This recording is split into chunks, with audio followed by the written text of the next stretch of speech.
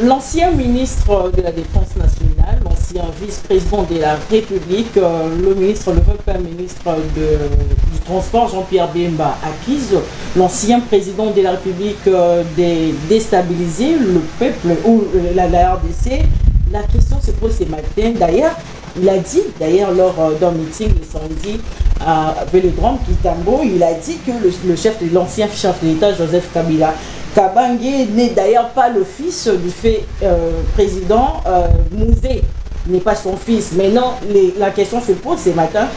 Règlement de compte qu'est-ce qui se passe finalement? Pourquoi il veut charger l'ancien ministre? Est-ce que l'ancien président de la République, est-ce que Zali Kaka le règlement de compte topé attribution na kolobaka bongo na mambotali mungunya na est ya mboka? Nous allons revenir sur la question sur la rencontre entre le président Félix Antoine Tshisekedi et le président rwandais Paul Kagame na Doha. Est-ce que c'est une manipulation ou bien c'est une victoire diplomatique pour le Belango na Tongo Yalelo? Nous allons revenir encore sur la question sur le gouvernement d'union nationale où ils ont déjà l'OS idéal pour le Belango.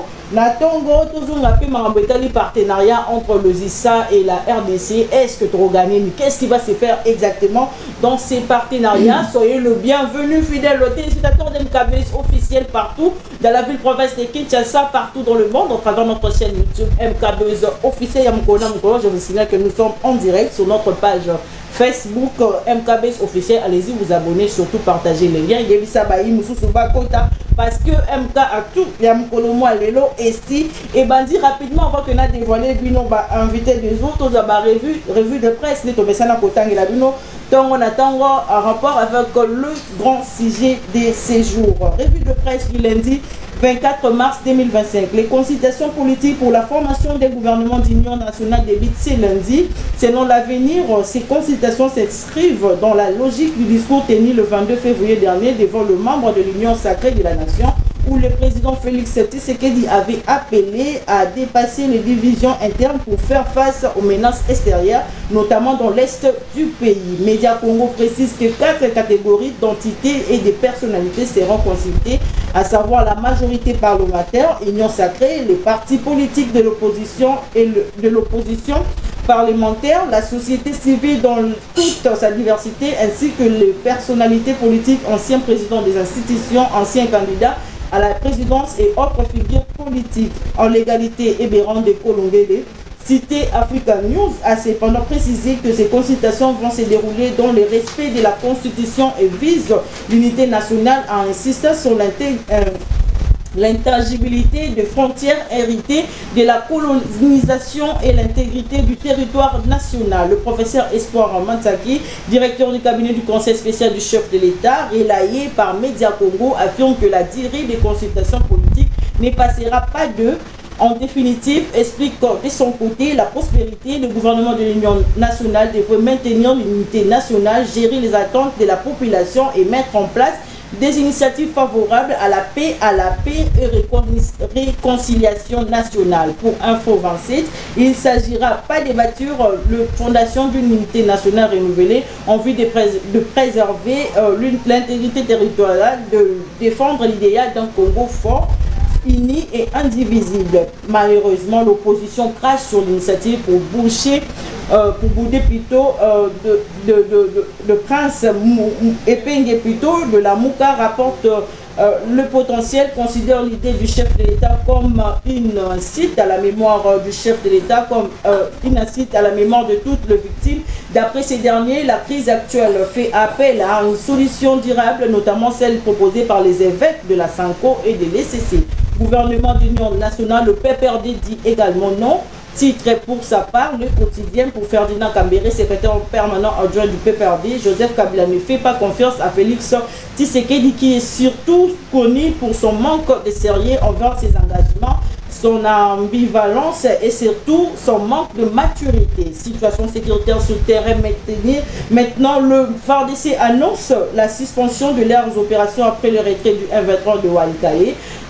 Information à lire dans Forum Bezas qui indique que la situation sécuritaire dans l'Est de la RDC a connu un tournant avec l'annonce du retrait des combattants de l'Alliance du fleuve Congo AFC M23 de Walikale, centre une localité stratégique de la province du Nord Kivu. Cette décision intervient dans un contexte où les efforts diplomatiques à travers le processus de Luanda et Nairobi essaient d'établir une paix durable. Entre-temps, pour finir, la société civile de Goma a sceptique face au retrait annoncé du M23 et appelle à la vigilance et à l'action militaire. Selon la référence PLI, ces acteurs locaux estiment que cette déclaration pourrait être une manœuvre tactique visant à tromper la vigilance des FARDC et de leurs alliés Wazalendo en préparant une reprise des hostilités vers Kisangani. Très cher téléspectateur d'MKBS officiel, na pesibno lisu sumbote na mabote na bino epa yo bozali ebele pour na kolanda biso na nine sengo mingi yako zala bino na tongo balelo. Merci pour la confiance et fidélité. Vous allez continuer kozala nango na chaîne na bino MKBS officiel. Vous continuez ko partager ba lien, bo serrer ba sentir parce que émission mokolo mo alelo et si ebandi na nine sengo ya mapona bino na loboko ya moi si na nine sengo tozo soki sa moi de la femme na bana basi na plateau ezali vraiment sengo miko ya loboko na ngai ya mwasi moi mboka mama Chantal Moboni azali ya iside na pesi mbote moi malamu na M4 ya mokolo mo alelo. Mbote mama Sela lokumu na nzambe pe mbote na bayemboka bisika nyonso bozali. Kaya, merci. Dans le bon on a mobali nali na mona mboka mama Dorcas adi koko azali ya union sacrée na pesi mbote moi malamu na M4 ya mokolo mo alelo. Ça va mbote mes présentations on a pour la cité non union sacrée oui tout ça union sacrée c'est vrai. Vous avez le président de sa partie, il y a des percos, il y a des barcos, union des écologistes pour la démocratie. Union des écologistes, ça je ne savais pas, voilà. Et puis Nathalie, la FPAU, plateforme, voilà, force politique et sociale alliée à l'IPS, Nathalie, coordonnatrice adjointe en charge du transport. Très bien. Voilà, merci beaucoup. Na bandi non directement parce que vous allez pour la marmotte les transports, parce que baimbo kanatongo le ba komituna, mais le ministre du transport, est-ce que vous avez une attribution de kolobaka partout dans les kabetali guerre na biso ya est monaki samedi alors il a accusé ouvertement l'ancien chef de l'État Joseph Kabila Yende ali penande rwandais ni makambo ya est étalé dès ça qu'on va à quoi ça la ville pierre des coups azana musala il y a transport c'est vrai et puis azota là je pense que depuis il y a vendu ça va tourner on a posé au paquet dans nos relations à transport fluvial on a eu trop de transport et puis bah pour accentuer le sous bah côté train pour ce que la train on les autres dans le champ aussi les autres la table 4 5 descente et puis 4-5 montées, je crois que pour désengorger là et puis après le sous-sous. Et ça quand lié ministre à l'obate, il se moque de population, il faut tout le cas, tout est bandé ni tout comme ça. Parce que dans ça comme on a le barango souvent. Vous voyez on a fait la côté transport. On a pas qu'il faut na ba idée de couper ça pour makambo changer ça ndenge ni. Tala, moto ko za la na bana 5. Ba to que les classes.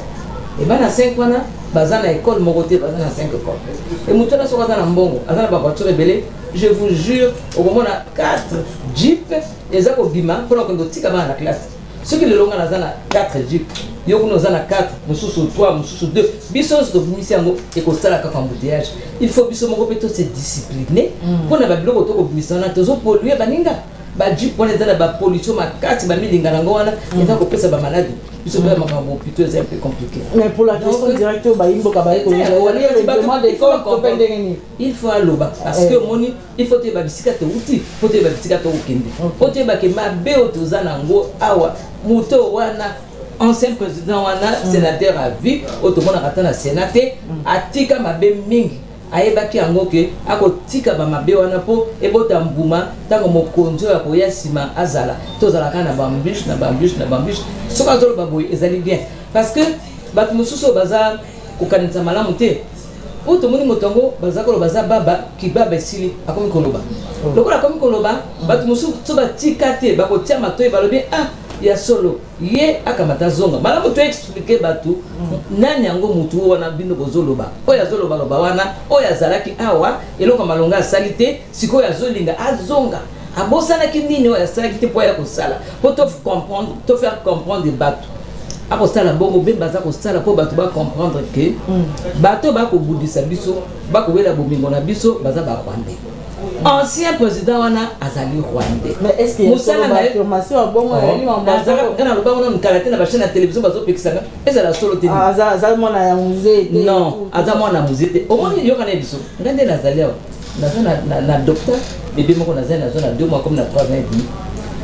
Ce qui aucun ceux qui ba docteur qui bon aucun de bosali ba papier te ko adopter kana monoko boite bosali ba papier et puis la koyanga na ngote nga ceux qui ba adopter ngai parents na ngazali na koyanga na te na koloba oui nazali fille il y a telle personne oui j'ai été adoptée et tout et puis sur papier et commis à solo mais oh ya ye ba papa na bango ba yebanaki na musée na zamba kuna bisika bazalaki papa na akufa babomaki na bitumba wana kuna na zamba bazaki baninga mais siko ba Rwandais na ba américain ko ndenge baza kosala baluki baza na besoin ya mwana mboka zala na mutu ya mboka na biso te parce que soko zali mwana ya mboka te facilement okoteka mboka no ndenge sénateur wana vie azali kosala bamakambo nyonso oui koteka mboka balkaniser mboka ekende bakabola ekende na mboka ne po ayebika un jour soka le président azonga na mboka ne Rwanda ezala ndenge wana azali Rwandais Bemba bravo félicitations il faut connaître l'origine ya mutu nyonso donc soit ça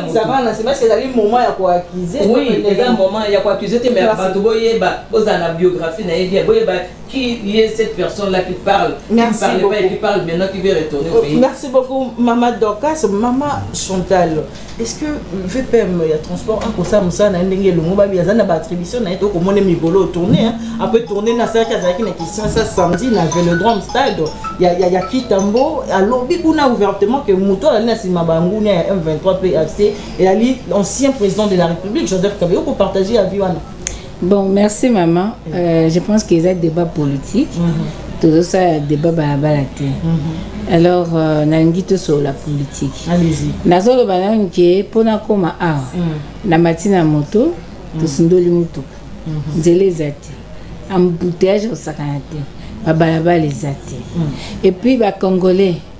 Ba yebi bien mobeko na biso to yebi te la compétence étant d'attribution. Congolais a futa kambongo. Conformément à Moussalo ya ebicho salela. Alors secteur à transport ils ont souffrir et cause à malamu soki le président Bemba ba PC responsabilité mususu ba tia moto à s'occuper na transport kasi pour transport ils a orphelin ezolela mais ata ba idée bazui ya nzela ma ipete bolimbisi ngai na na monde ba idée te na réel politique na concret au moni to sto comme en Allemagne d'Afrique hein to vivre en Allemagne d'Afrique alors to sto comme na lola hein to mona ki do lola déjà to comment si je te nazolo bano pour comprendre que to za sous na tina ya ba parole te to na tina ya ba action. OK pour la sujet ndenge otuni contexte eza boy na contexte mboka eza lelo la responsabilité et donc na koloba la capacité humanitaire ya biso ba congolais ya ngai lokola maman lelo ezali ya ko s'attaquer na problème et non à des personnes. Il faut s'attaquer aux problèmes et non aux personnes. IDPS nous avait déjà dit que Kabila Zaki rwandais. C'est pas nouveau. IDPS nous avait dit que Bemba était portugais. IDPS nous a dit que Mukwege Gaza burundais. IDPS nous a dit que Fayulu est sénégalais. IDPS nous a déjà dit que Katumbi est zambien. Donc c'est déjà connu d'avance pour Nabango. Mais parce qu'ils sont au pouvoir, ce qu'il fallait faire c'est quoi? C'est de nous prouver cela avec des éléments à l'appui, de faire des recherches, des enquêtes partout, bah il y a des éléments, bah lobby que bateau baza ya bisoté moyen exercer du sous-sawa exaté, to bateau baza ya bisoté. Mais là, moi je ne suis pas kabiliste, mais je suis factuel. Nous parlons d'un Kabila qui a fait 18 ans comme président du Congo. Rwandais ou pas rwandais, il a exercé dans ces pays et il était, bien que IDPS a le déjà Zaki rwandais, il était na deal na IDPS pour na pouvoir. Ils étaient en coalition. Ils ont géré 2 ans, ils n'étaient pas rwandais. Ils ont géré avec le président Jean-Pierre Bemba après Sun City. Après Sun City, il y a 1+4. Le président Bemba était vice-président. Ils ont géré ensemble. Il était sous direction, il y a Kabila. Le Kabila rwandais, pendant qu'eux connaissaient déjà qu'il était rwandais. Mais ça qui nîmes. Et aujourd'hui, pourquoi cet élément doit venir encore ici aujourd'hui? Moi, je parle de cela par souci. Permettez-moi si ça aide. Non, permettez-moi si ça aide. Ma soeur, aujourd'hui, moi, en tant que mère, moi, Nazali n'a sens humanitaire. Nazali n'a sens, il y a Bassi va violer, les gens sont déplacés, les gens souffrent, la situation est telle qu'il y a un désastre. Il faut trouver des solutions. On n'a pas besoin de s'attaquer aux personnes. Parce que l'État a la capacité, il y a qu'à s'imposer sur toute personne. Si et seulement si c'était ça, pourquoi Bango attend que ma personne représentant l'État congolais, il n'agisse pas en tant que l'État? Ça, c'est un problème. Donc aujourd'hui, moi, je ne tomberai pas dans cette bassesse. Permettez-moi, ou bien c'est une stratégie de diversion pour nous sortir du problème réel où ils ont gangréné Mboka, où danger balkanisation, où insécurité ou une diversion, ou c'est une complicité tacite qui ne dit pas son nom. Moi, je ne pense pas. Aujourd'hui, Naran, il y a le président Jean-Pierre Bemba, Naran, il y a le leader, il y a la personnalité politique, il y a le gouvernement, Naran, il y a ceux qui sont hommes d'État basés au Congo, on peut tomber si bas dans l'évangile. Moi, je pense aujourd'hui, nous devons attaquer le problème. Aujourd'hui, nous amener, bon, Kabila a été un Rwandais. Kabila s'est dit, c'est là. Qu'est-ce que ça apporte dans la situation Est? Mais le problème aujourd'hui, non. S'il faut qu'on fonde la boîte de Pandore concernant les origines, Tobando tout n'a papa tel, papa tel, papa tel. Ce sont des problèmes. Ce sont des problèmes. Donc aujourd'hui, il faut prioriser, hiérarchiser les priorités. C'est-à-dire, tout est prioritaire, mais qu'est-ce qui est plus prioritaire? Merci. Et aujourd'hui, c'est la paix durable qui est notre priorité. Et ne nous amenez pas dans ça. On a plus besoin de Bondeli Penza, beaucoup la Jean-Pierre Bemba, président Jean-Pierre Bemba, j'aime respecter tout le monde. Pardon, na minute Tolingi, la cohésion nationale. Merci. On n'a pas besoin de fissurer encore davantage. Beau déjà est fragile. Merci beaucoup, Mme Boka, Maman Chantal Moboni. Toko tabalement parce que vous avez une question directe. Mais qu'est-ce qui se passe finalement? Est-ce qu'il y a un règlement de compte? Maman Dorcas a toiletté par rapport à Badur, il y a Mme Boka, Maman Chantal Moboni. La rencontre, il y a Tata Mokonde Ekolo Kuna na Doha, parce que Awetaki Kokutana, na président rwandais Paul Kagame, Bafanaki na Doha, Baimboka Bamituni Mutuna. Qu'est-ce qui se passe? Tokomi wapi na mamwetali processus à Luanda, parce que Luanda tout le monde peut bazaki mécontent par rapport il y a ndenge bakutani bokutani wana en tout cas parce que bango bayeba kité tout total wapi. Lelo mambo ya Luanda esuki ndenge nini baimboka bazali kotuna question, est-ce que wana ezali manipulation, est-ce que ezali dialogue déjà bani kosala matonde nini to comprendre mwana mboka Maman Dorcas. Voilà. Qu'est-ce qui s'est passé finalement là-bas? Mais alors que le processus est en cours, tata mo koneko ko okuta na ndeko Kagame kuna na Doha moimboka. Nagina bandela nono allez-y Maman Chantal ils avaient la population nyoso va comprendre les Camerounais ce qui les loyo baimoto azako tamazo tambola abimisi sikoyo ba origine ya Kabila ndenge na mutolo ba sikoyo ezali parce que ndenge na lobi tango Kabila azali au Konzabiso pendant 18 ans nanango akozwa courage le va peut-être ngaye ngai na zaiko lo bango okoloba mo na chaîne de télévision bazako lenga babiti tete non madame pas ici makamona awate komeka koloba ki Kabila za pande alors batu bele makamona penza bazwa ka penza te bazako lo kango ka boyo mais sikoyo tant que mon y est kuna azaiko lo bate abandi koloba o faute eza ya faci yo moto oza osali boye donc akomi koloba bato mosusu bakoya koloba oui aza na raison boye na boye mais yango fo bato yango bayeba oyo aza koloba wana sikoyo azali nani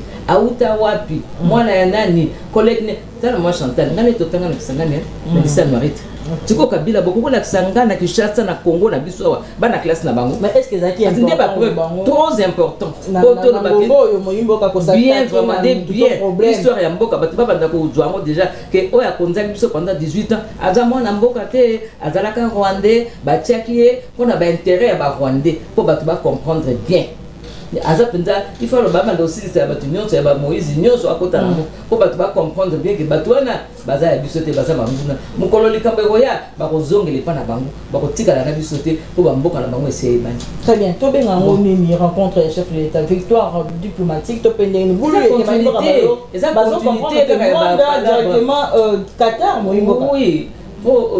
Na Luanda baibaki bien kifachi akokendete yango kendete po akonokutana na bato mais délégation bakendeki oui alors baki délégation bakokenda bango bakende bafanda basolola mais bawana bakimi mais fachi asa prophétisaki yango asa alobaki ke ba réunion ba rencontre bakosala soki babengisi bato wana bakoya te bayaki pe te ye alobaki yango aïe bah que baroyate alors que ne pas baroyate déjà en décembre un peu président voilà donc alors bah que baroyate parce que il a comme longa ba rosé les alités bango bazaka na maison bazwa mboka na mso nenga bila ça préparer la ki bango ba balkaniser mboka na mso kende côté ba minerais zali donc ba kanga mwanga chuchu bisika bazaka na ko puiser na ba vieux na bango zo kita donc aïe bango likama malonga zataka wana de bazu bananga wana tout bien on a pantin ou bien comment on zali pour ba jouer le rôle ba le bakeza makambo ba Congolo non et pourtant ils allaient makambo ba Rwandais na ba Rwandais de bazolinga kozwa biloko na biso alors avec ba koyate ya matinda ki ba epeti mais entre temps ba bango ndenga komi kuna mais la continuité maman makambo nyonso ko ba yimboka balobi to se rappeler na maloba tata mokonzi ko la kuta na te na président rwandais et tout kuta na lola alobaki mais alobaki que ye akolinga kokuta na Luanda on attendait pourquoi akita alobi que ngana kolinga kokuta na ba pantente bato musala ya Kagame te parce que chef na bango zali soki okuta na bango po baloba nini bakoloba makambo o chef ati bango na monoko mais abingana ko préférer na kutana fara na ye moko yango sali alobaki alingi penza kutana na ye po atuna ye abi Kagame nini yango na moko monde afanya na kiti te Kagame ko mo fa mwana mki facha abi Kagame po boza ko yokote batonga fiango Kagame ba Kagame maloba bokiti bomonika ba image mama ba otanga to kotala ba image zali mama ngai ya solo Kagame baluka watala ngai Kagame ko mo te parler le malem abi benga kasi susu vendeur de pizza tout ça il fallait Fatina seki mabe ifana mamoke moke ngo bisa biceps alinga ko beteleka na miso ya na dao soki dowa wana na miso emir wana fandek moke ngo ko bisa biceps pa po moke nenga kanela mutu wana Kagame afandi eloko ko beza su akomika eza bongo mokonzi eza bongo mopao donc eza qui passe maintenant quand est-il na médiation il y a président Lorenzo il s'est senti humilié parce que ebana ma bandi kuna tout parce que déjà président comme ikuna non parce que kuna ba ebi ke fachi ya ebi ke ko mutu na royate bango pe donc tant fachi ça le babi ah ya zara prophète le quoi le bible ko sa maboyi ya babi bon tout mekana to le quoi ya le babi ki azana besoin ya Kagame moko et pas mamindele ba oui ba Afrique tout ça en Afrique te bamindele mutu bazana rôle munene na makambo wana bamindele bazana rôle munene na makambo yo zoleka wana yango le tokendika parce que moni to solution aux ndenge facha zali yango to bakato sambela ka mikolo nyoto to baka merci Seigneur nzamba lingi mboka na msuko o soki ezalaki ba Rwandais wana na mutu ya mboka ou bien ba Zambien na mutu ya mboka na biso nde lelo to ba masolo mususu to koma obeta masolo mususu une partie essaie kende biso to koma soki ndenge nini donc mboka échange heureusement moi na mboka zaki na mutu ya mboka yango lelo to zo pe manana to zo courage à global donc solution malonga to zela merci moi mboka mama Chantal éviter lecture nous yoko sala na rencontre au tata mokonde ko la kena ko kutana na do na président rwandais Paul Kagame yo yambaki yango ndenge merci na okoma na ngina loba omoni makamla loba ki peuple congolais a acté ce qui n'a comprendre maman a dit que c'est-à-dire que tambola ya président Jean-Pierre Bemba ezali pona ko yebisa peuple congolais qui Rwandais wana mutu azali ko seme mabe na mboka. Or il ngaiza malamu yebisa peuple congolais problème réel. Oyoki siko urgence na biso to luka kimia banguna bana mboka kabani. Autorité à l'État, ils sur toute l'étendue du territoire national. Bango en tant que gouvernement, et le koni bazo sale. Situation réelle na terrain zanine. Et le koni bazo kanisa pour na ba déplacer interne. Na quand ba déplacer, il y a des femmes violées. Na lundi ba rapport à la société civile. Bazo la qui ça comment ba femme bazo ko la violer na ba camp ba réfugiés. Comment ba même la difficulté à se procurer même bande hygiénique. Comment bazo souffrir. Donc c'est au gouvernement. Nous, ce que nous attendons de ce gouvernement, c'est ça. Ce n'est pas koleka. Ce qui est balingi, batwa banda koleka pour basala ba jalelo to biloba lobana et sengeli baluka ba communicatrice baza communicante azana yo aucholoba abi batuni Kagame yo Kagame benge mopao omoni congolais comprendre des figures voilà. Donc tu comprends non? Donc on prend à la légèreté et lokoyo ba vie ba congolais okinde. Donc ils ont maman pour mboka. Toké na Doha. Mama Doha a sa exportation à plus de 114 milliards. Nambula moko. Doha mbongo fandi. Azali plus na hydrocarbures, richesse na makasi. Ils ont la pétrochimie. Et puis Doha non ozomona ona azali mboko yo ana ba investissement très luxueux na Europe, notamment en France. A investi plus d'1 milliard 300 millions. Na Rwanda azo construire aéroport ba sala hub na niveau à Rwanda ezako la hub africain, c'est-à-dire nyoso elekela rawana eloko nyoso kobima na Congo fo elekela Rwanda pour ekele na mikili na bango. Alors l'Union européenne parce qu'elle est derrière Rwanda, comprenant que ba africain lelo ba comme une perception mususu sur politique européenne, alors ils ont l'intérêt ba luka komi fandisa mingi na ba pays ba lobate Moyen-Orient. Vous comprenez? Mais en réalité, c'est sous l'influence de l'OTAN. Yango moni, même l'Union européenne, et ça, il y a un accord durable na Rwanda pour la minerai. Mais baebi ki Rwanda za ba minerai wanate. Baebi ki ba minerai ne ko uta na RDC. Yango wana baye ba oko sabino to sanctionner. Mais en réalité, parce que Fatia lobby derrière le Rwanda, c'est la communauté internationale. Mais si la communauté internationale sanctionne le comment a sanctionné Rwanda pour la makambo ya Congo, pourtant yende azali parrain, azali chef d'orchestre, il y a génocide, na chaos pour que la balkanisation na Congo. Bozo molangote qui ezali pathétique. C'est ça d'abord le problème. Et la rencontre là, il a investi na Rwanda et il a de très bonnes relations na Fachi. On a vu même Dengenin Bamemaki Mwana Kuna, présenté qui est Monibana, tout ça. C'est-à-dire ils ont de très bonnes relations parce que officiellement, je n'ai pas information à qu'est-ce que le Qatar a investi au Congo. Officiellement, c'est à hauteur de combien? Moi, je n'ai pas ça. Mais j'ai l'investissement du Rwanda. Basé à Tiembongo Ebele. Alors le Qatar a tout intérêt à s'ingérer dans le conflit, dans SRDC, parce que les intérêts économiques sont en danger. Et c'est pour la motivation, d'après des analyses. Non, permettez-moi. Allez-y. Quelle victoire diplomatique? Qu'est-ce que vous appelez diplomatie? Qu'est-ce que vous appelez diplomatie? Qu'est-ce que le Congolais gagne dedans? La diplomatie est un domaine, il y a un intérêt. Il y a la posture, il y a la crédibilité et les intérêts que ça rapporte. Ça nous rapporte quoi sur terrain? Le même jour, Baké Doha, le même jour, Alika Lekei. Qu'est-ce que ça nous rapporte? Le problème aujourd'hui, maman, Bazo Kanisa, Abi Baké Doha, Balobi, c'est les faits. Kagame vous dit. Tala sikoyo, y a lobby, basololi, y a beti masolo, peuple Hollande biso. Kagame vous dit que c'est un problème, y a ba Congolais. M23 ans comme ba Congolais yazati. Bien que toyebi que il est derrière ça. Fachi a lobby que Mboka na ba agressé. Derrière le Rwanda, c'est la communauté internationale. Mais les deux dirigeants pouvaient décider d'un cessez-le-feu sous quel statut? Vous avez vu les drapeaux là ba Fandiwana? Kagame assis à droite, Fachi à gauche. Maman, c'est la sémiologie. Tolanda, au moins il y a drapeau. est-ce que c'était une visite officielle? Au moins, le drapeau place la fin dit. Est-ce que visite on est sanctionné dans le communiqué final?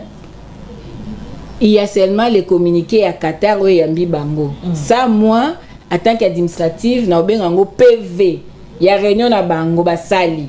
Il n'y a pas eu un accord entre les parties. Basali a PV qui Yambi Bango, Téli Bisangaï. Ma chère, dans le lobby, allez-y. Côté a pas, ils allaient avancer vers la solution. Mais ce que vous a pas dans le cercle au rond-point.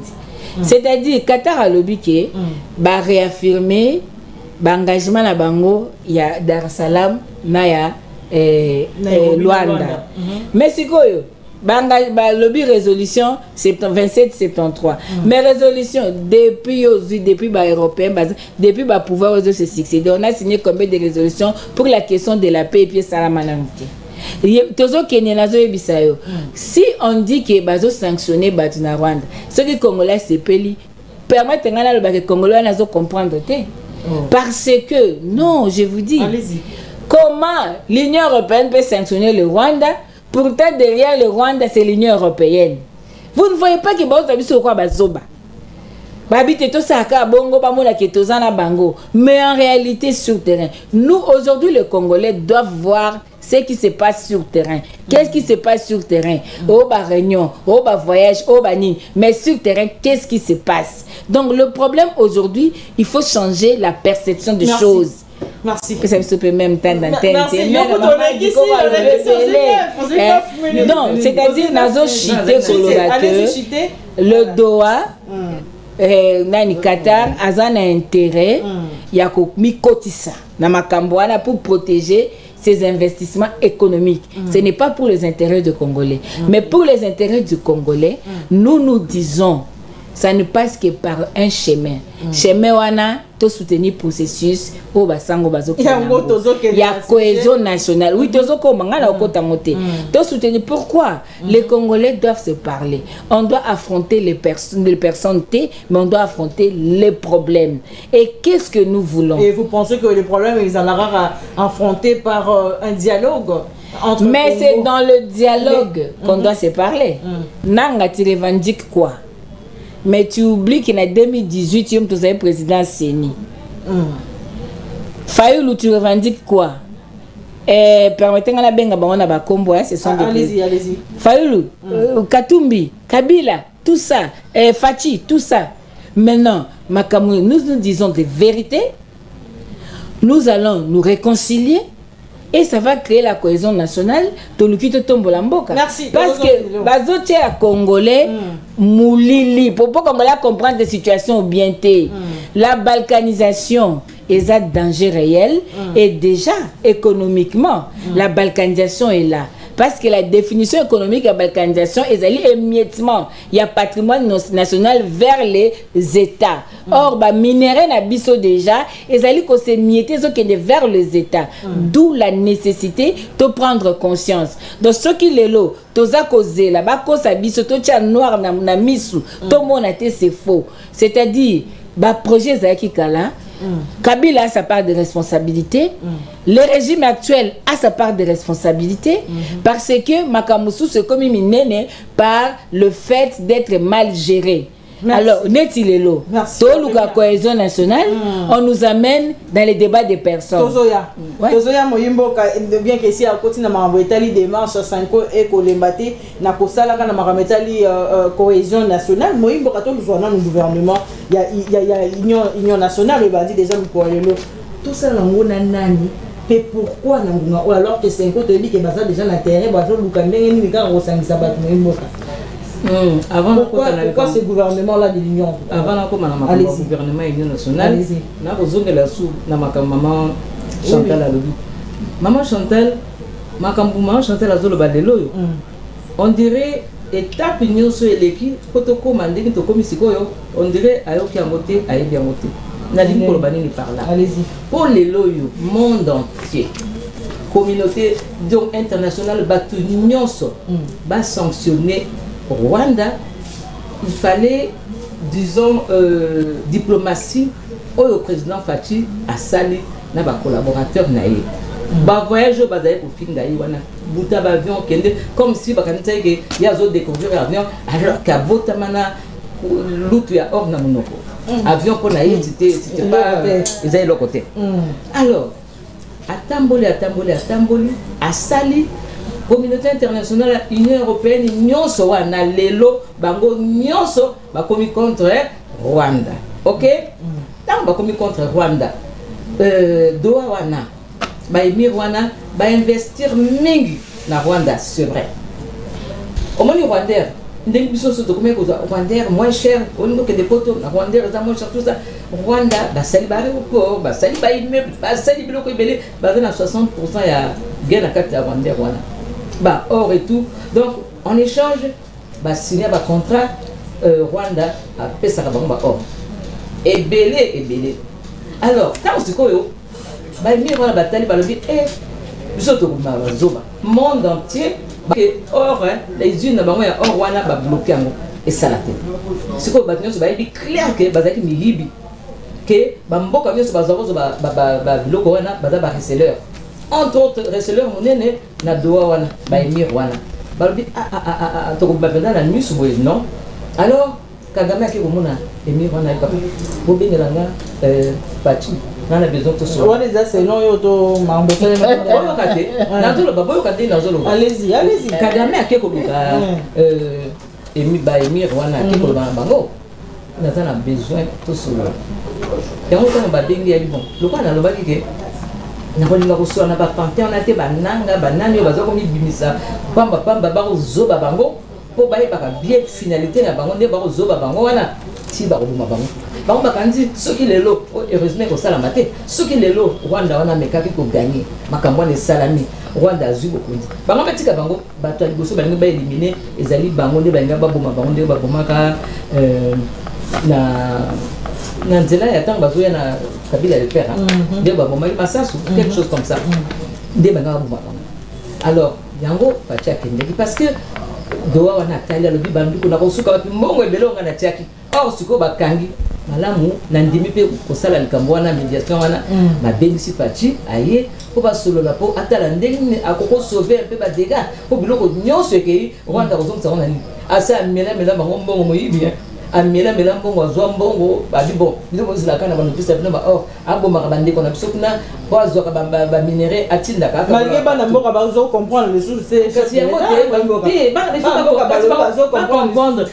bana mboka boyeba que ce n'est pas parce que chef a bandi lelo kaka lelo makambo changer non combien de temps to fandi na bakabilo bateki ba monga tutu ba minéraux nyonso ke ndaka moi village ba fana combien de temps 18 ans et beaucoup to linka na 2 ans même pas 2 ans 1 an et demi oyo makambo nyonso changer non eza moi passi ya moi zo sala et bandi quelque part donc to e barake maman Chantal tango yozo lo bake communauté internationale bango nyonso mutu bazali kotinda basi bandimi basi ba stopper basi ba pekisi Rwanda za sanctionné qu'on le veuille ou pas tous la totale ndenge zo ke to ba zo ba pété to za kotala ndenge basi la sanctionné sur papier cacheté oui siko total la bango to petit bango temps to za kotala ndenge kokende ndenge pe to kotambola gouvernement national siko gouvernement national alors que processus déjà ya bayi 5 ans ezali ko sala moi et tout mais surtout que tu kombo wana te mama bayi 5 ans to ba baza politique ba 5 ans wana ba banka kombo ba pesa komba parti politique quel village milieu bazali milieu bango siko bazolinga processus na bango ko tambola ba fandi go président ki na doa kuna sololi ba kena na Luanda kuna na sololi tu vois ba situ etika ka ba kena doa to ko bango ba kuna na doa ba ko mi bengisa bango na doa parce que na cohésion nationale moyimbo faut cohésion nationale mama tika bazo posa na maboma bango bazali politique po bango to yebi bango bazana bakatumbi bazana bakabila bazana ba groupe nyonso wana mama to ya ko fanda sikoyo ya lingi le Rwandais Kabila to fandi si wana na mesa tout ce qu'il a fait na Congo tout ce qu'il n'a pas fait na Congo ye wana aboma ba Armand Tungulu aboma ba chef ya ba tout ça azana no punité ba benga ya tout na lingi ba ya ayawa mokola ko tsema ko na bishata to ta ndinga obima po makambu nyonso na koyela ye o batu ya boma makambu nyonso ya sala ezo bimela ye aya awa ndenga ko teka mboka ndenga teki mboka ndenga sali mboka tiko bango ba lingi tofandi nanga kuna bato bakufa ebele na Goma na Bukavu kuna modèle bato azokufa modèle tous les jours nanga mokonzi batie mokonzi wana te siko nanga makambo azosala wana na makila bato wana basili nanga kopola te tofanda na mesa nanga ye wana fandi na makila kuna bato bafali mosusu po te esili nanu te batana nkolela ezaka quelques jours awa siko tofanda na nanga wana nanga na mandefu lokola ndoki tofanda na nanga toza solution ni tokozwa nanga boma kaka ndenge so bomi continue ko boma au moins na Bukavu lobi na lobi population lobi to boy ba bimi libanda ba habito lingi ba Rwanda te biso mo continue biso Fachi béton bon ma biso so bolingi il faut na ko tout de suite na to ko no kite na butu ezaki mama o petit mwa boy population habito ko kende na ndako te to ko taranda ko te to za libanda bon biba Congo eza ya biso pour le gouvernement il y a union nationale yo kana na sisa wana omoni pourquoi bazolo ba population maman Chantal lobi bon population siko azo gagner nini population azo gagner nini azo gagner makambo deli population déjà omoni oya beaucoup bona à comprendre que Kabila oyo bakosi bazokosa so nanga oyo aza sima Kabila aza ceux qui AFC wana ezali kaka CNDP ezali kaka PPRD ceux qui FCC ezali kaka FD donc bango ezabelo komoko ba comprendre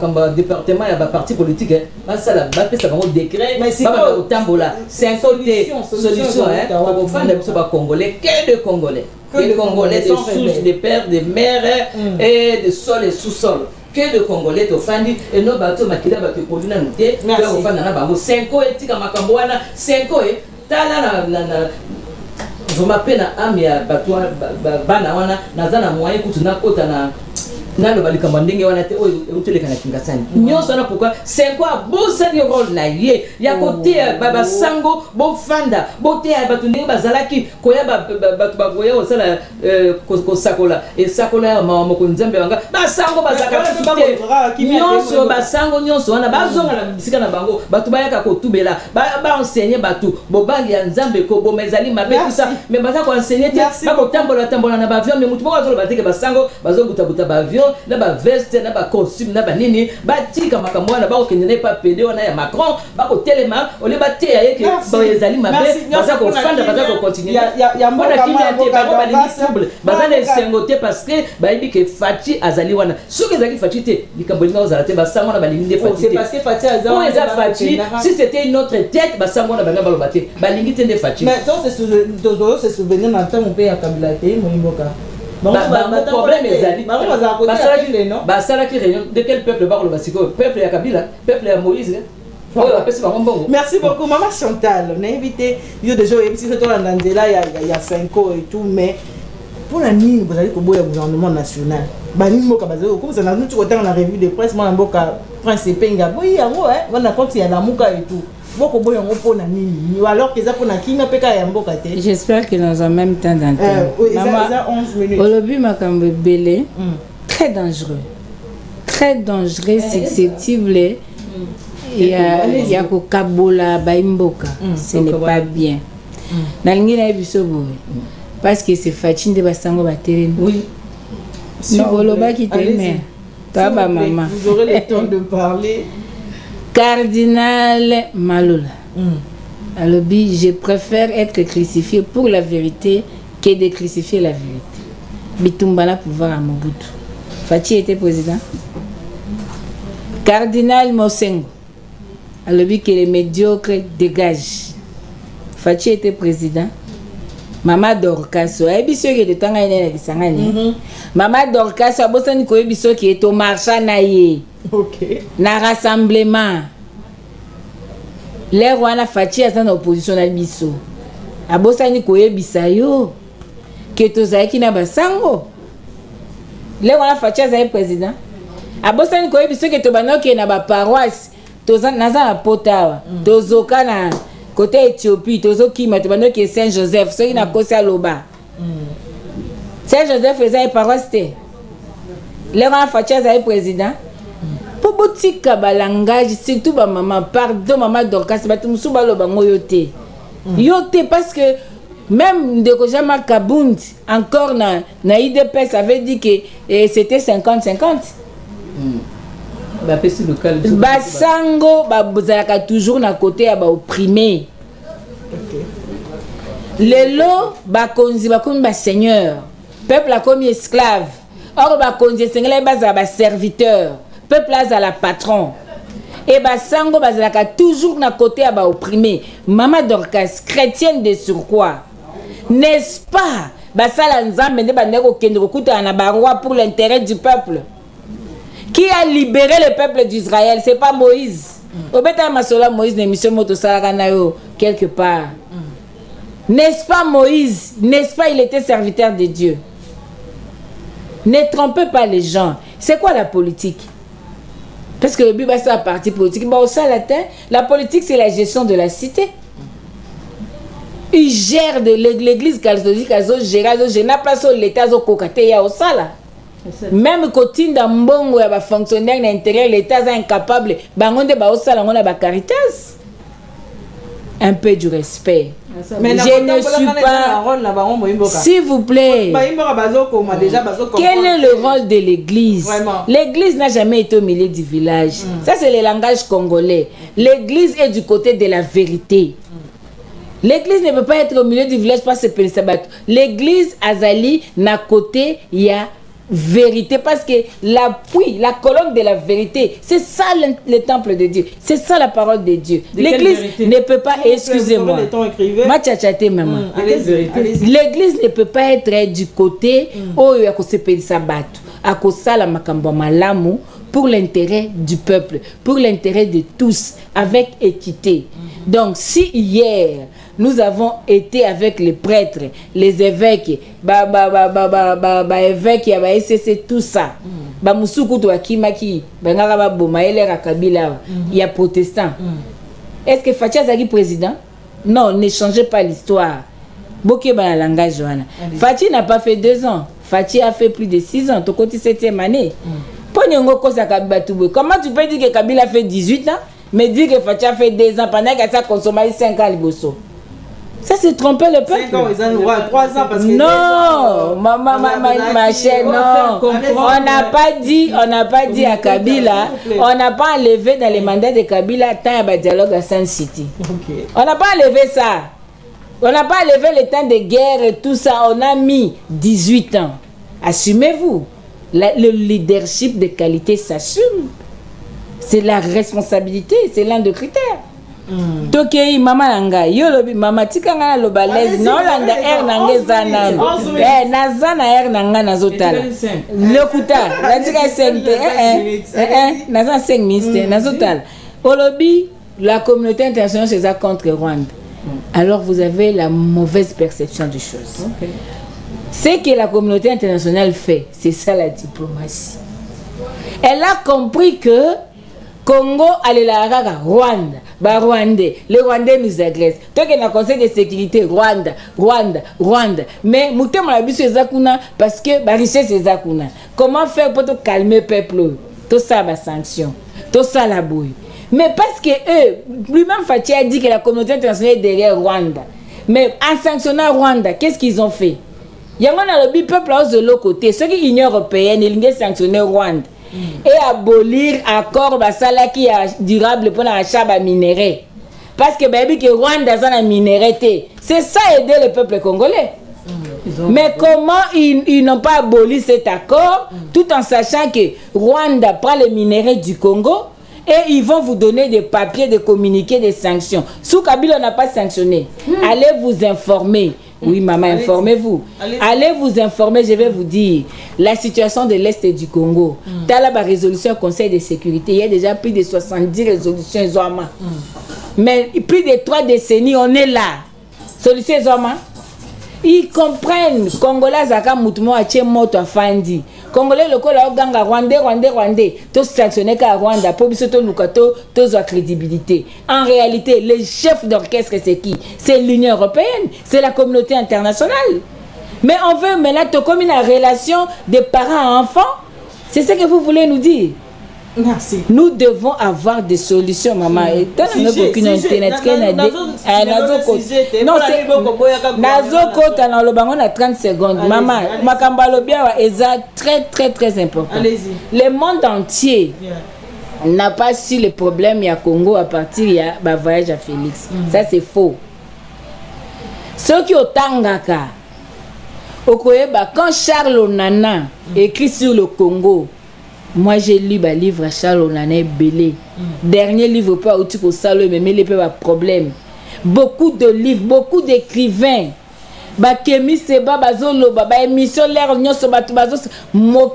L'histoire du Congo est connue de tous.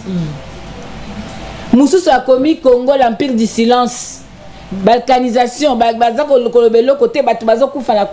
ça fait des années.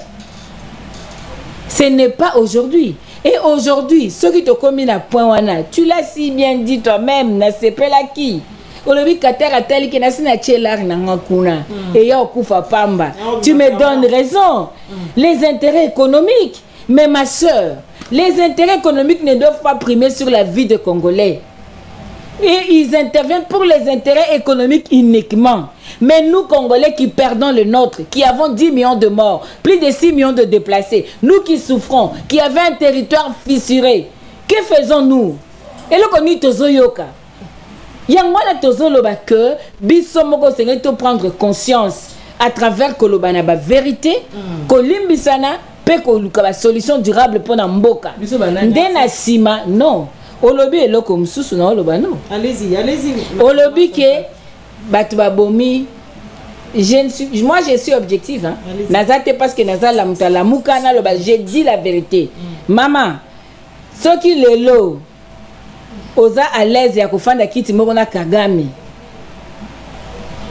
Avec tout le mal que Kagame a fait pour le Congo. Okozanga makoki ya kufanda na Congolais o asali mbeba bobongisa parce que bino baba Congolais. Na union sacrée. Le président Bemba qui parle ici n'a pas été seigneur de guerre. Mais il a expliqué le pourquoi. Excusez-moi, non. Nanga aussi explique le pourquoi. Je ne prends pas parti pour Nanga. Mais je vous dis, vous savez ce qui s'est passé en 96, 97, ça a laissé des traces jusqu'aujourd'hui. Vous le savez? Donc ceux qui te bandit ko tangela na mabunga, yebisanga la classe politique yo ya ba dirigeant nani bakobeta libanga, nani. Oyo c'est ce qui mosana bi muto ana lisumta beta libanga, nani abeta libanga. Les gens sont arrivés au pouvoir à travers le dialogue, à travers le X, Y, tout ça. Ils sont là. Tolobike, Bazaba Lamboka, Botika Makambouana, allons ensemble. Tozu Constitution à 2006 au Bolinga et Bobé Bisango. Mais aujourd'hui, est-ce que les critères, Yubino Bolobake, comment te refondre? Quand vous avez fait les accords avec Kabila, les FCC, Kabila n'avait pas encore tué Arma Tungulu, selon vous? Il n'avait pas tué Thérèse Kapangala. Il n'avait pas tué Rossi Mukendi. Il n'avait pas fait tout ce qu'il avait fait là-haut, charnière, vous ne saviez pas ça? Mais au nom du pouvoir, c'était possible. Mais pour la paix durable, ce n'est pas possible. Nous sommes Congolais. Privilégions la cohésion nationale. Ce n'est pas l'air à côté de Mabunda parce que nous sommes tous pécheurs. Ba mususu kutu ba lo kwa bana moboye na ndaka bimraji pa mulai ba okanisa ebe loko te nzoka yende assassin ko le ka batela ta aji pa mikuse. Donc tozana ngongo tangila na mabunga te to ana ngonga to solo la vérité to sauver mboka. Gouvernement union nationale. On ne peut pas mettre la charrue avant le bœuf. Quel est le problème aujourd'hui? Le problème, Isaac, mon pays est divisé. L'autorité de l'État n'est pas partout. Mes sœurs et mes frères souffrent. Mes familles souffrent. Mes compatriotes souffrent. L'urgence pour moi aujourd'hui, c'est de trouver d'abord les problèmes à la paix. L'urgence pour moi, ce n'est pas d'avoir un poste. Parce que dis-moi, Bosolo Lessili, mais Ndeko Fati, Bango Baza en déphasage. Ndeko Fati. Vous comprenez? Ndeko Fati a parlé de l'opposition armée, oui ou non? Quand il a parlé de l'opposition armée, c'est qu'il reconnaît qu'il y a une opposition armée. Maintenant, quand vous allez faire votre soi-disant union nationale, ça, c'est une partie de l'opposition. Vous avez résolu le problème. Ce n'est pas ça. Mais le problème, non. Tozo Kende, Tala, s'il vous plaît. Donc, ezali que Tozo Lungosala une paix de façade. Toko ça, mes problèmes, ils ont demeuré. On doit extirper le microbe. il faudrait to attaquer le problème ndenge ezosenga mais ndeko na ngai lelo akoloba na ngai yo loba na ngai ke ye alobi biso tokosangana tokosala bango bakosala non. Il y a réussite diplomatique réellement ce qui biso moko bapesi biso no crédibilité tango bato bako banga ke tozo banga ko solo la pona question il y a accomplissement et réalisation à makambo il y a un problème intérêt na biso il y a un problème. Kagame protège les intérêts de Qatar, ils ont les accords stratégiques entre les deux États. Nous, on n'a pas les accords avec les Qatar, entre États. Kagame a ça. Maintenant, nous, on doit privilégier la vie humaine, privilégier les intérêts de Congolais.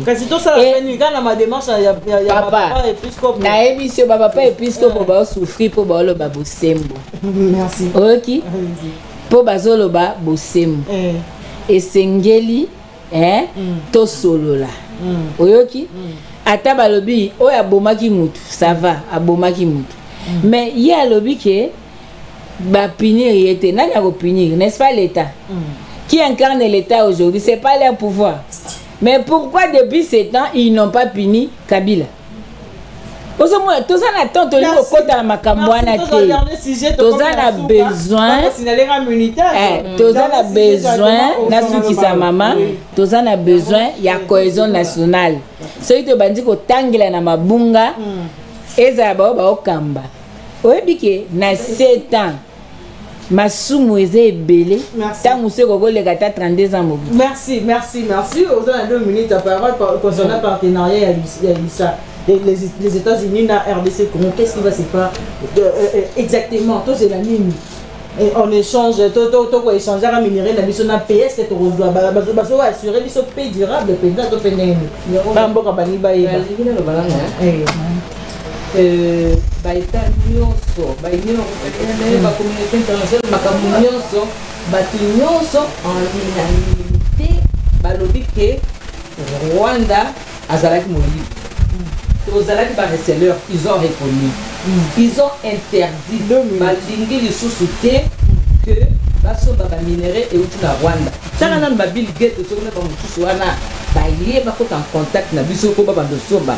Cela veut dire quoi? Cela veut dire que bango wana bako somba les sous ba minéré na moyibité pour ba yibike Rwanda tu pour bango bazo ba minéré. C'est fini maman Chantal. Je pense que ça un peu na déphasage muke basi batiki makambu nyonso. Bako somba les sous oui ezan ndenge wana nde. Bato la population congolaise va comprendre que biloko ko uta na Rwanda bako zwa lisusu te parce que ba comprendre que bato basomba na Rwanda baza ba receleur. Awa na mboka toyebi ba tribunaux toyebi que soki bakangi moyibi akola sakena na tegela keloko pa mo d'orchestre ngana ko la puni plus que moyibi parce que ngana soki biloko wana.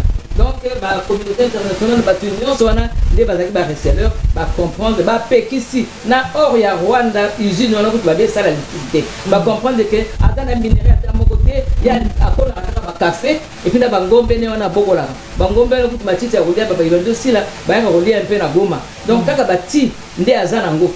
Donc azana loko musute soka ko importer ba kende ko importer ba ti na Rwanda.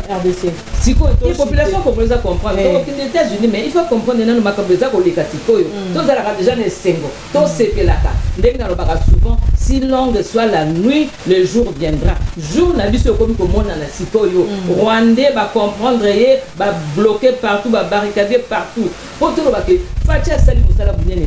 Tango Fatia komi. To fanda ki a 18 ans na Kabila. Mwanga chutu azalaki awa. Azalaki na village ezala ko la Vatican ezala un pays dans un état dans un état. Mwanga chutu bisika ba fanda kuna na Rutshuru ezaki un état dans un état. Ata na aéroport na ye. Ba konde ko contrôler kuna te. Ata ko jouer ko misa ba minerai nyonso ekendeke kuna na Rwanda. Pourquoi bakangaki ete? Kabila azaki wana te. Azaki mona te. Il était président, non? Avec la sécurité, pourquoi quand on attend Fachi? Pour comprendre que Fachi a joué un grand rôle. Makambo ebele bimi poisa, bato ebele bakangami, to bando mona siko clair. Monde entier va comprendre que ce qui est de la population congolaise na est azalaki kokufa ce qui est de la Congo ezalaki kochanger te ezalaki parce que miyibi bazalaki biso moko te tozalaki wana sikoyo kimia États-Unis sikoyo à comprendre na ba millionnaire wana ba Bill Gates tout ça ba comprendre balobi ah lokola likambo ebimi poisa malamu sikoyo tokende na Congo tokota par la grande porte tosombaka ba minéraux normalement comme ça population congolaise tant ba kosomba normalement correctement biso zotomona ba clause ba kosala ba américain Kimia Rosala, pourquoi? Parce que on échange, hein? On échange à Kimia Wana. Biso moko pe toza ko former. Bembo aza ko tambola za ko mela pema. Ba ministre belé ba ko tambola na mona pe gens di. Merci beaucoup. Il y a Élysée beaucoup moins na baza ko tambola pona nini ko sensibiliser population ba so enrôler to comme na armée moko makasi ya biso moko et non ya ba infiltrer et tonda ba rwandais ko ko ba likambu boy et c'est bimi boko ko bunda ba comme il faut. Donc Kimia ko ta sikola moko na biso. Ko espérer Kimia na ngambu ya partenariat oyo ya États-Unis pe biso Congo. Maman, yeba déjà. Mundela te na osaka miti ya sel. Mundela luga kaka intérêt na yeba mo déjà. Maman, Grande-Bretagne, France, Pologne, bango nyonso nde ba financera Rwanda. Bazalaki maman bolimbisi. Tout ça ba politique. Moi je suis une femme d'état. Tout ça biloko yo po donc s'il vous plaît, ceux qui ont dans le monde théorique, il y aura beaucoup d'îlots, la bobérane et ange. Mais ceux qui sont dans le monde théorique, c'est toi la monde pratique. Donc il faut que vous Pologne à l'obaki, Moutako attaquer Rwanda et à Koya soutenir. Pardon, Bolivie, maman. Olobaki, oh là là, s'il vous plaît. S'il vous plaît. Au monde congolais, Aza adolescente. Congolais, c'est comme majeur. Azo comprendre déjà que recette européenne ça exacté botika quelqu'un na koloba loba na bonouye na bespara lokuta eloko exacté na tout na motuna na besoin réponse te na loba ka peuple afumbwana. Allez-y, quel est le mécanisme de contrôle au RDC azanango pour se rassurer que biloko ebima nzela Rwanda te? C'est d'abord ça le problème. RDC na nuye moko ayebi banamka ba gisement za ngo te. Yemoko azana ba matériel ya koyeba te bisiko biloko boti lelo za bisiko biloko ezobima RDC yemoko ayebite ke azaka nango. Ozo comprendre? Donc boti ka kosa ba yami balé mama nanga te nazo chité Macron ayebise bilona saka des choses na loba Macron loba ki na bino vous n'avez pas su recouvrer votre intégrité souveraineté administrative territoriale et puis économique. Macron c'est la France. Macron, c'est l'OTAN. Vous comprenez? Donc, Kozoni Césali, Kosa les locaux, et monana, et l'autre. Donc, oh maman, l'action, ma soeur, Kosa maman, s'il vous plaît. L'action politique, maman, l'action politique, c'est juste par les résultats. Ma soeur, bisous toi, ma français.